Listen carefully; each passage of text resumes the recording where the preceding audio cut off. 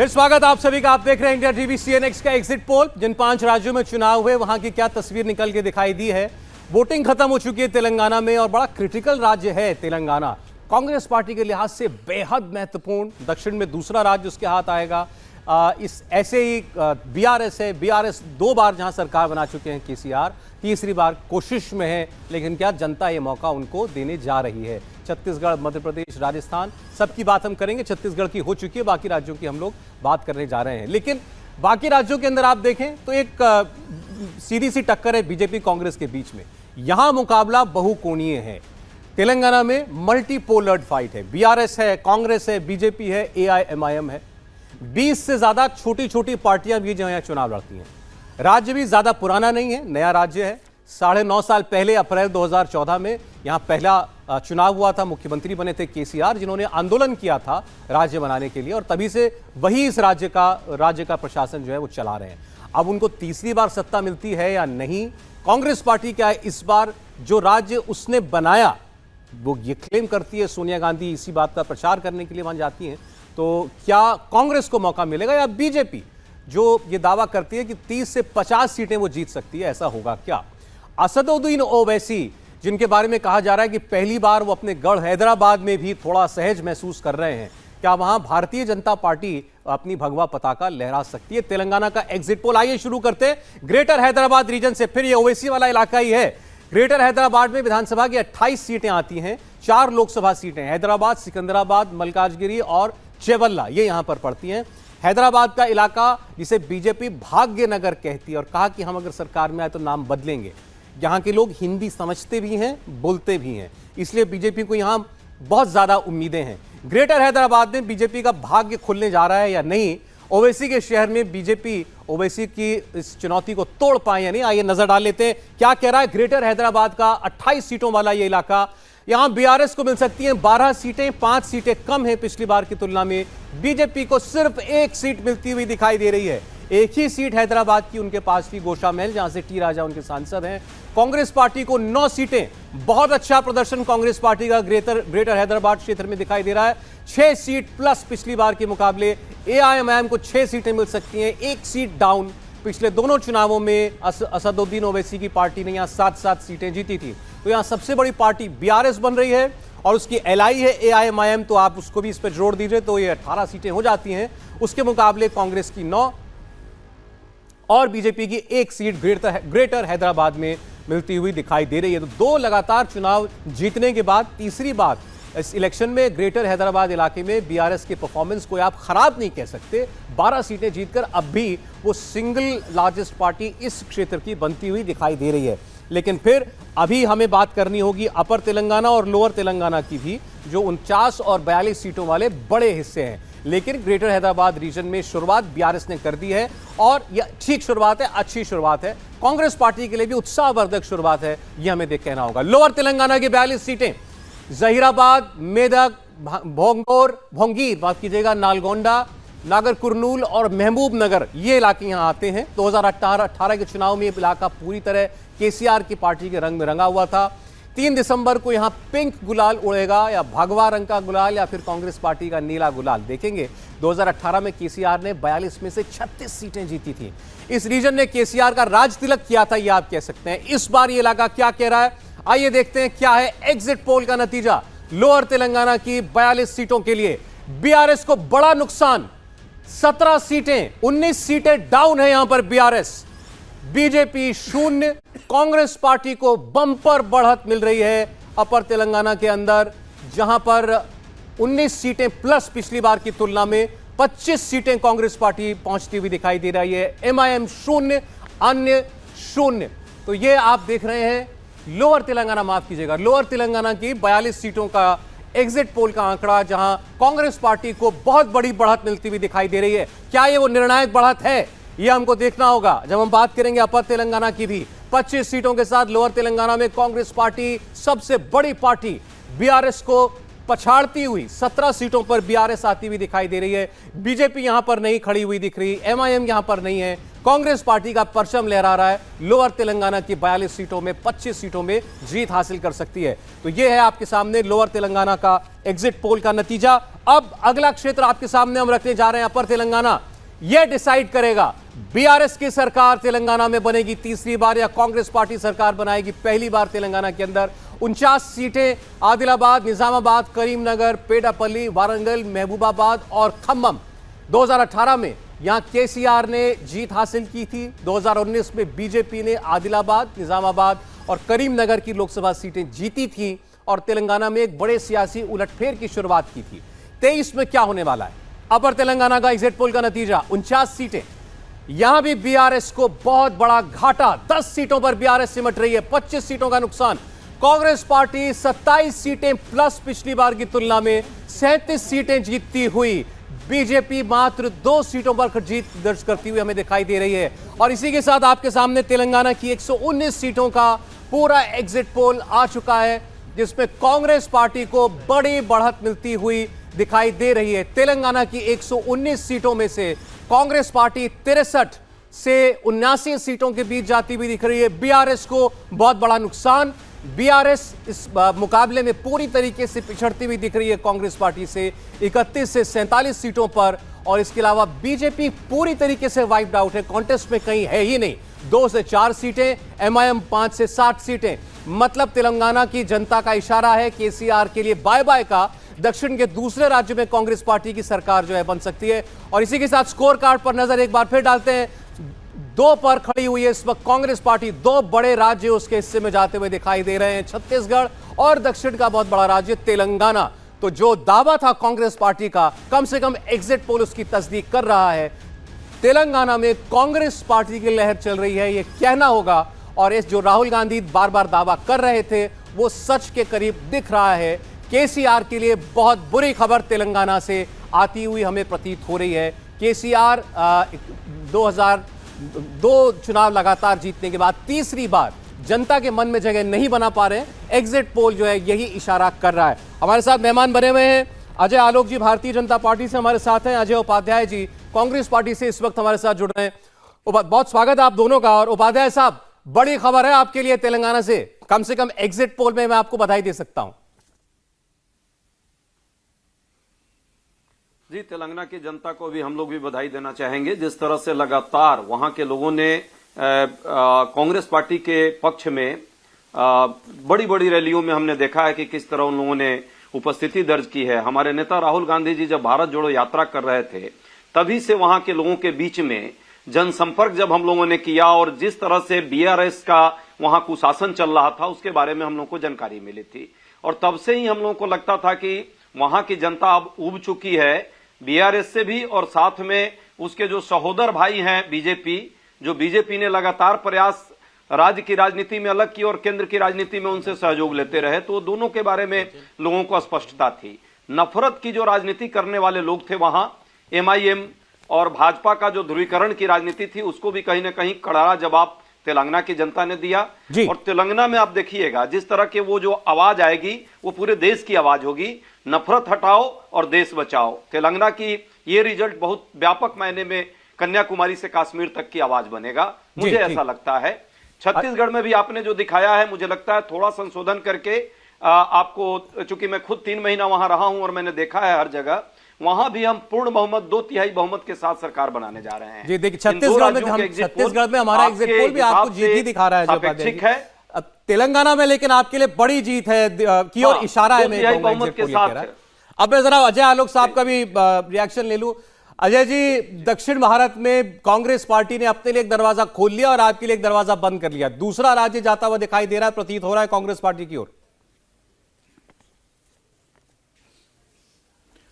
देखिए, ऐसा है सौरभ जी कि मेरी व्यक्तिगत राय है कि एग्जिट पोल की मैं सम्मान करता हूं, क्योंकि जिन लोगों ने भी किया है काफी मेहनत की होगी और उनके अपने ओपिनियन है। लेकिन एग्जिट पोल हमें जिताए या हराए, मैं उसे कभी इत्तेफाक नहीं रखता हूं और ये मैं आज से नहीं कर रहा हूं, मैं पिछले 10 साल से कर रहा हूं। खैर, मैं तेलंगाना की उपलब्धि दूसरी मानता हूं। हम तेलंगाना में कितने थे? हम 1 थे। आपका एग्जिट पोल हमें 3 दिखा रहा है, हमारे लिए प्लस हुआ।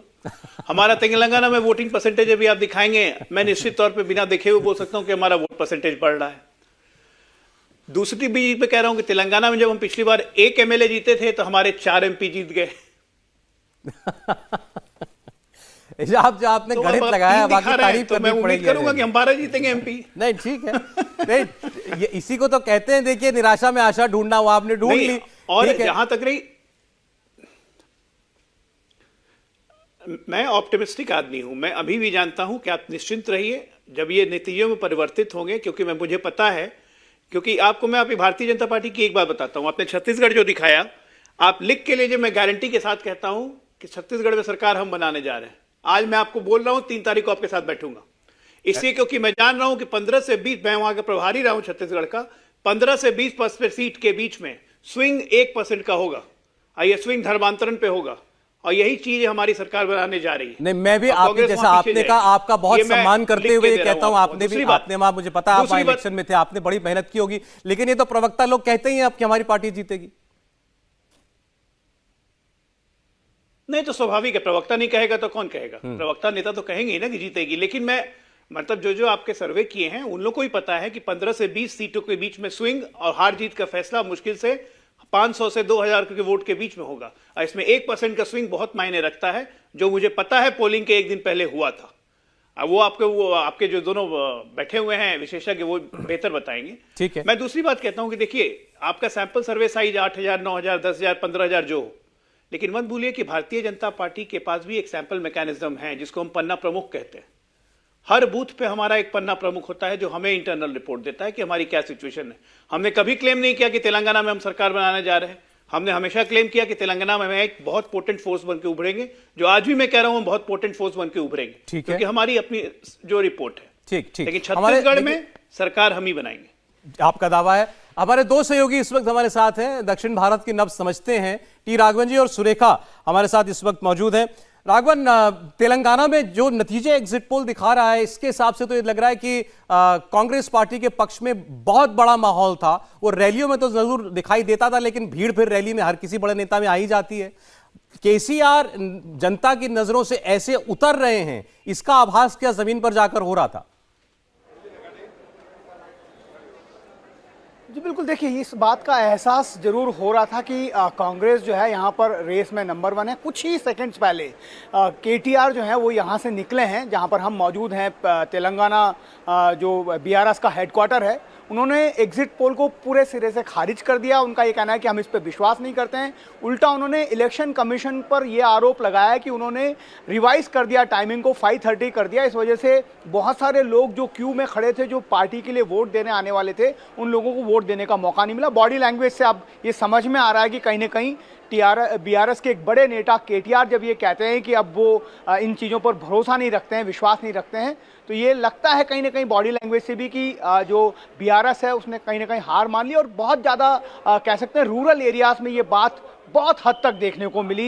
एक तरह से कह सकते हैं कि लहर वहां पर दिख रही थी और लोगों के मन में, सौरभ, हम भी लगातार रैंडमली लोगों से बात करते हैं, सबका ये कहना था कि वो केसीआर से नाराज नहीं है, लेकिन वो ये कहते हैं कि 10 साल हो गए साहब, अब देख लेते हैं, अब बदल कर देख लेते हैं क्या होता है। ये एक लाइन की जो स्टोरी है वो हर जगह समझ में आई। तो इससे ऐसा लग रहा था कि कहीं ना कहीं बीआरएस जो है इस बार सत्ता में नहीं रहेगी, लेकिन उसकी जगह कौन आएगी ये एक बड़ा सवाल था। और जिस तरह से कांग्रेस में, कर्नाटक में कांग्रेस के नतीजे और उससे पहले राहुल गांधी की पद यात्रा ने कांग्रेस के लिए यहां पर एक बहुत बड़ा मोमेंटम क्रिएट किया। देखिए, आपने केटीआर ने क्या कहा ये बता दिया, मैं आपको बता देता हूं कि कविता जो कि उनकी बहन है और केसीआर की बेटी, उन्होंने कहा 100 सीटें मिलेंगी बीआरएस को और बढ़ा हुआ टर्नआउट हमारे लिए पॉजिटिव है, हमारा उत्साह बढ़ाने वाली खबर है। ये उनका कहना है कि टर्नआउट बढ़ गया है। लेकिन एग्जिट पोल कुछ और बता रहा है। सुरेखा, आप बिल्कुल साफ पता लग रहा था कि केसीआर जा रहे हैं और कांग्रेस आ रही है? जी देखिए, हम जब जिलों में गए और गाँव में गए, हमने वहाँ पर भी लोगों से बात की, लेकिन सबका यही कहना था कि जिस तरीके से जो भी स्कीम्स लेकर आए, चाहे वो दलित बंधु हो, राइत बंधु, किसानों के लिए, दलितों के लिए 10 लाख रुपए, ये सारे स्कीम्स तो बन गए, लेकिन उसमें जिस तरीके से परसेंटेज ले रहे थे एमएलएस, उसको लेकर काफ़ी ज़्यादा नाराज़गी लोगों में दिख रही थी। होता संभवतः शायद कि अगर वो जितने भी सिटिंग एमएलएस हैं उनको टिकट ना देकर थोड़ा बदलते तो शायद ये नतीजे कुछ और हो सकते थे, कम से कम इससे थोड़े बेहतर हो सकते थे। लेकिन खासकर जिस तरीके से कुछ एक जो मेरे पास आंकड़े हैं उसमें मुझे सबसे ज्यादा दिख रहा है करीमनगर में काफी नुकसान जो है वो बीआरएस को दिख रहा है मुझे, जहां पर कांग्रेस ने काफी अच्छा किया है। और महबूबनगर, नेलगोंडा, खम्मम, ये 3 ऐसे बड़े जिले हैं जहां पर हमेशा से कांग्रेस की अच्छी पकड़ रही है। लेकिन जिस तरीके से हालात बदले अलग राज्य बनने के बाद, टीडीपी का भी जिस तरीके से यहाँ पर डाउनफॉल दिखा था, उसका कहीं ना कहीं फायदा बीआरएस ने उठाया। पिछले बार चुनाव में भी खम्मम में भी टीडीपी के जो विधायक थे उनको बीआरएस की पार्टी में जाना पड़ा। तो ये जो तब्दीलियां हुई थी वो दिखी थी, लेकिन इस बार जो है उसका खासा असर लोगों में काफी नाराजगी आपने और दिखी। देखिए राघवन ने जो खासकर दोनों ने जो यूथ है, बातें बताई वो ये कि unemployment को खासकर लेकर ग्रामीण बहुत बड़ा इलाकों के मुद्दा रहा। अंदर तो ये- जो कांग्रेस पार्टी के लिए एक बहुत पॉजिटिव सेंटिमेंट था। आपने एक इंटरेस्टिंग बात ये बताई कि लोग कहते थे कि बीआरएस के एमएलए जो हैं वो कमीशन लेते हैं, कट लेते हैं सरकारी योजनाओं के अंदर, उसके लिए उस वजह से लोगों में पब्लिक में नाराजगी थी। देवेंद्र हमारे साथ जुड़े हुए। देवेंद्र, अब ये सवाल, ये कांग्रेस पार्टी इतनी बड़ी बढ़त के साथ वहां पर आ सकती है, ऐसे संकेत मिल रहे थे क्या? और बीजेपी क्या बिल्कुल खत्म जो इस वक्त एग्जिट पोल में दिखाई दे रही है, क्या ऐसा ही अनुमान है पार्टी का? बिल्कुल साहब, इसमें कोई दो राय नहीं कि जिस प्रकार के एग्जिट पोल के नतीजे हैं, नंबर्स में कुछ आगे पीछे हो सकता है, लेकिन ये ऐसा नहीं है कि बीजेपी कोई फोर्स बनने जा रही है। दूसरी चीज़ की कांग्रेस पार्टी के मोमेंटम की अगर बात करें तो लगातार समझ में आ रहा था कि कांग्रेस पार्टी ने अपना मोमेंटम गेन किया है और तेलंगाना में बीजेपी ने जो है क्रिएट करने की कोशिश की थी अचानक से, और उसको कारण आप कह सकते हैं कि अज्ञात कारण से अचानक प्रदेश अध्यक्ष को हटाया जाना, किशन रेड्डी को फिर बनाया जाना, उसके बाद ऐसा लगा कि पार्टी एक निष्क्रियता वाले मोड में चली गई है। तो वहाँ पर बीजेपी के लिए ऐसे ही कोई मोमेंटम था नहीं। लेकिन सौरभ, अगर 2024 के लिहाज से अगर देखें तो तेलंगाना में अगर कांग्रेस पार्टी की जीत होती है तो उनके लिए एक बहुत बड़ा टॉनिक का काम करेगा। ये कर्नाटका के बाद दूसरा साउदर्न स्टेट, उससे सटा हुआ है आंध्र प्रदेश जहाँ ऑलरेडी कांग्रेस पार्टी का एक वोट बैंक है, उससे सटा हुआ उड़ीसा जहां ऑलरेडी कांग्रेस पार्टी के पास एक वोट बैंक है। तो कम से कम अपने कार्यकर्ताओं को वो उत्साहित कर सकते हैं और वो मैसेजिंग बहुत बड़ी मैसेजिंग होगी 2024 के लिहाज से भी, अगर तेलंगाना में कांग्रेस पार्टी की जीत होती है। और दूसरी चीज़ की इस जीत के श्रेय की बात करें तो इसमें कोई दो राय नहीं कि तेलंगाना की जीत को आप सीधे सीधे राहुल गांधी को क्रेडिट देंगे। छत्तीसगढ़ की जीत में राहुल गांधी का कोई रोल नहीं, राजस्थान मध्य प्रदेश में अगर कुछ भी कांग्रेस पार्टी के पक्ष में होता है तो राहुल गांधी का उसमें कोई भी खास रोल नहीं कहा जा सकता। लेकिन तेलंगाना में निश्चित तौर पर राहुल गांधी बहुत बड़े फैक्टर थे, और अगर नतीजे ऐसे आते हैं तो समझ सकते हैं आपकी कांग्रेस पार्टी के लिए कितना बड़ा बूस्ट होगा 2024 के लिहाज से भी। ये कांग्रेस पार्टी तो लगातार कहती थी कि तेलंगाना में जो नतीजे आएंगे आप लोग उसकी कल्पना नहीं कर सकते। अब ये नतीजे बता रहे हैं कि कांग्रेस के पक्ष में बहुत बड़ा माहौल वहां पर है। अब अंदर खाने क्या कांग्रेस बताती थी विजय लक्ष्मी? देखिए सौरभ, मैंने आपको बताया भी था जब इससे पहले हमने लाइव ब्रॉडकास्ट किया था, तो कांग्रेस के एक बड़े सीनियर नेता से मेरी बात हुई थी जो चीज़ों को मॉनिटर कर रहे थे, और वो कह रहे थे कि आप लिख लीजिए हम 70+ पे सरकार वहां तेलंगाना में बनाने जा रहे हैं। तो कांग्रेस पार्टी जो है आज भी जब चुनाव की प्रक्रिया वहां पर चल रही थी, हालांकि शुरुआत में वोटिंग परसेंटेज बड़ा कम था तेलंगाना में, लेकिन उसके बावजूद कांग्रेस का जो केंद्रीय नेतृत्व है जो चीज़ों को दिल्ली से बैठकर मॉनिटर कर रहा था, बड़ा आश्वस्त लग रहा था कि कांग्रेस तेलंगाना में अपनी सरकार जो है बनाएगी। कांग्रेस पार्टी को लगता है कि एक तो कर्नाटक की जीत जिस तरीके से हुई उसका असर जो है वो तेलंगाना में पड़ेगा, और कुछ डिस्ट्रिक्ट्स हैं जैसे खम्मम की बात कर लें, नालगोंडा की बात कर लें, कुछ डिस्ट्रिक्ट्स हैं जहां पर कांग्रेस पार्टी को लगता है कि वो स्वीप करेंगे, जहां पर उनका परफॉर्मेंस जो है वो बेहद अच्छा होगा। अर्बन एरियाज में कांग्रेस पार्टी को लगता है कि क्योंकि अमूमन माना जाता है कि अर्बन में कोई बीजेपी अगर जहां पर उनकी प्रतिद्वंदी होती है तो वो अच्छा करती है, लेकिन यहाँ तेलंगाना में कांग्रेस पार्टी को लग रहा था कि अर्बन में वो अच्छा कर रहे हैं, और अगर रूरल में वो अच्छा कर जाएंगे तो वो अपनी सरकार जो है वो तेलंगाना में जरूर बना लेंगे। तो अब ये नतीजे जो हैं कांग्रेस पार्टी इससे बिल्कुल इत्तेफाक रखती है सौरभ, और एक तेलंगाना ऐसा राज्य है जिसको लेकर के कांग्रेस के दक्षिण भारत के नेता खासतौर पर बड़े आश्वस्त शुरू से ही नजर आ रहे थे कि यहाँ पर बाइफिकेशन जो कांग्रेस के कार्यकाल में हुआ यूपीए 2 के, उसका फायदा होगा। और कांग्रेस चाहती थी कि सोनिया गांधी की भी एक रैली वहां पर कराई जाए, लेकिन स्वास्थ्य कारणों से सिर्फ एक वीडियो मैसेज ही उनका आया, और आखिरी दिनों में हमने देखा रोड शो में राहुल गांधी हो, प्रियंका गांधी हो, सबने पूरा अपना जो है वहां पर पूरा। अब देखिए ये जो एग्जिट पोल के नतीजे तो ये कह रहे हैं कि राहुल गांधी का जो है असर वहां पर दिखाई दिया, उनकी भारत जोड़ो यात्रा का भी। तो छत्तीसगढ़ कांग्रेस पार्टी जीतती हुई दिखाई दे रही है एग्जिट पोल में, तेलंगाना कांग्रेस पार्टी जीत सकती है, ये एग्जिट पोल हमें बता रहा है।